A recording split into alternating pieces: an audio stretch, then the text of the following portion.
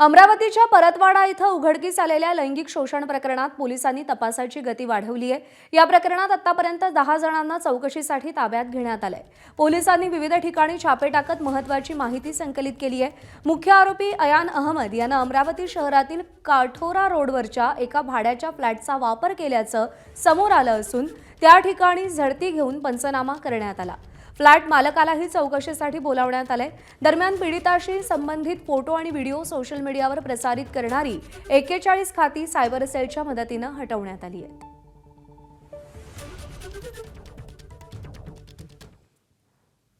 आणि याच प्रकरणात आणखी एक मोठी अपडेट समोर आली आहे। परतवाडा पोलीस स्थानकातील एक अधिकारी आणि 2 कर्मचारी निलंबित करण्यात आलेले आहेत। परतवाडा प्रकरणातील मुख्य आरोपी अयानसोबत भर रस्त्यात वाढदिवस साजरा त्यांनी केला होता आणि याच प्रकरणी त्यांचं निलंबन करण्यात आलेलं आहे।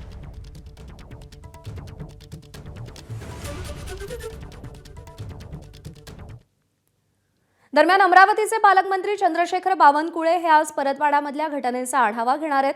ग्रामीण पोलीस अधीक्षक, परतवाडा प्रकरणाचे एसआयटी प्रमुख, महिला अधिकारी आणि पोलीस स्टेशनचे ठाणेदार यांच्यासह सगळ्या अधिकाऱ्यांच्या उपस्थितीत चंद्रशेखर बावनकुळे आढावा घेतील।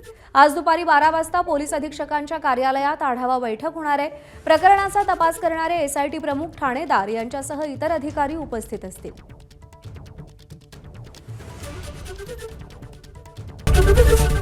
एबीपी माझा, उघडा डोळे बघा नीट।